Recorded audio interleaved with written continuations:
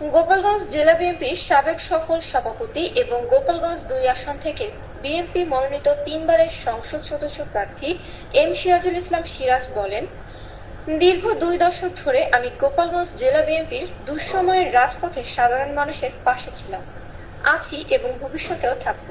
১৬ June এনসিপির আগমনকে কেন্দ্র করে আমি গোপালগঞ্জের সকল সাধারণ নিরীহ জনগণকে শান্ত থাকার আহ্বান জানাচ্ছি, সাথে প্রশাসনের দৃষ্টি আকর্ষণ করছি কোনো নিরপরাধ ও নিরীহ নাগরিক যেন হয়রানির শিকার না হন। রাষ্ট্রে প্রশাসনের প্রধান দায়িত্ব হলো জনগণের জানমাল রক্ষা ও মৌলিক অধিকার নিশ্চিত। আমি বিশ্বাস করি তারা সেই দায়িত্ব যথাযথভাবে পালন করবেন। আমি গোপালগঞ্জের প্রতিটি মানুষের পাশে আছি, থাকবো, এই অঙ্গীকারই আমার রাজনীতি।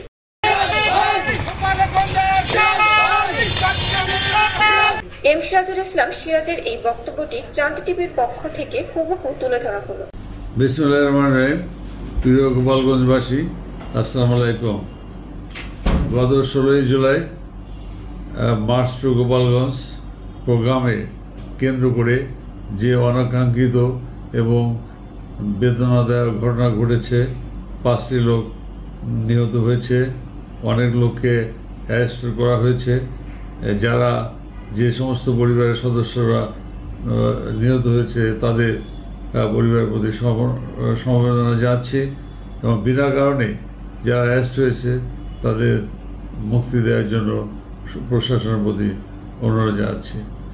গোপালগঞ্জে ১৬ জুলাই যে কাণ্ড ঘটেছে, নেককারজনক ঘটনা ঘটেছে, এটা আসলে নিন্দা করার কোনো ভাষা নেই।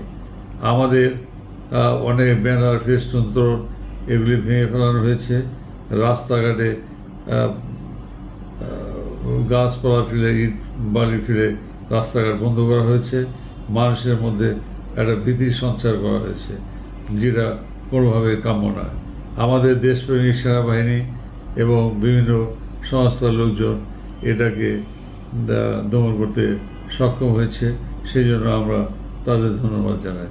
এবং যে সমস্ত সন্ত্রাসীরা এই ধরনের মিটিং মিছিলে হামলা করেছে, ডিসি অফিস, এসপি অফিসকে ভাঙচুর করেছে, কেন্দ্রীয় কারাগারে হামলা করেছে, তাদের অ্যারেস্ট করার জন্য প্রশাসনের প্রতি অনুরোধ জানাচ্ছি। এবং যারা বিনা কারণে অ্যারেস্ট হয়েছে তাদের পাশে আমরা থাকব এবং তাদের সারানোর জন্য আমরা সবসময় তাদের পক্ষে থেকে চেষ্টা করব। এবং প্রশাসনের প্রতি অনুরোধ জানাচ্ছি যা আপনারা গণগ্রেপ্তার বন্ধ করুন এবং এলাকায় সাধারণ পাবলিকের যাতে ভয় না পায় সে ব্যবস্থা করবেন। যারা অন্যায় করেছে তাদের ধরেন, কিন্তু নিরীহ পাবলিককে যাতে হয়রানি না করা হয়।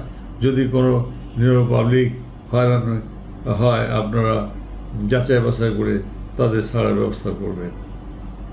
আপনারা গোপালগঞ্জে প্রশাসনকে ধন্যবাদ জানাই যে আপনাদের শত চেষ্টার মধ্যে পরিবেশ ঠান্ডা হয়েছে, আস্তে আস্তে আরও ভালো অবস্থা হবে, সেই জন্য আপনাদের ধন্যবাদ জানাই। সাংবাদিক ভাইদের ধন্যবাদ জানাই যে তাদের মাধ্যমে আমরা সব কিছু জানতে পারছি, তারা পরিশ্রম করছে এবং সবাইকে সব কিছু জানাচ্ছে। আর এনসিপিকেও বলতে চাই যে আপনারা কিছু হলেই বিএনপির উপর দোষ চাপান, এটা কোনোভাবে কাম্য হতে পারে না। বিএনপি ক্ষমতায় নেই, ক্ষমতায় যারা আছে আপনারা তাদের উপরে কথা বলবেন, তাদের দোষ চাপাবেন। আপনার মিটফোর্ডে সোহাগ হত্যাকাণ্ড হলো, সেখানে আপনারা বুঝে না বুঝে আমাদের পার্টির প্রতিষ্ঠাতা চেয়ারম্যান, বীর মুক্তিযোদ্ধা, স্বাধীনতা যুদ্ধের ঘোষক শহীদ রাষ্ট্রপতি জিয়াউর রহমানকে ছবিকে আপনারা পদদলিত করেছেন, খারাপ কাজ করেছেন। আমাদের পার্টির ভারপ্রাপ্ত চেয়ারম্যান তারুণের অহংকার তারেক জিয়ার সম্বন্ধে আপনারা খুব বাজে বাজে স্লোগান দিয়েছেন। আমাদের পার্টির সম্মানিত স্ট্যান্ডিং কমিটির সদস্য, জাতীয় নেতা, যিনি রাজনীতিতে ইতিমধ্যেই বলিষ্ঠ ভূমিকা রেখেছেন, অত্যন্ত ভালো মানুষ, সালাউদ্দিন আহমেদ সম্বন্ধে আপনারা বাজে কথা বলেছেন। এগুলি থেকে আপনারা বিরত থাকবেন, না হলে আপনারা জনগণের রোষানলে পড়বে।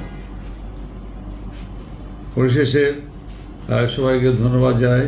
গোপালগঞ্জে যাতে আবার শান্তি শৃঙ্খলা ফিরে আসে সেই জন্য জনগণের প্রতিও আহ্বান জানাচ্ছি। সবাইকে ধন্যবাদ।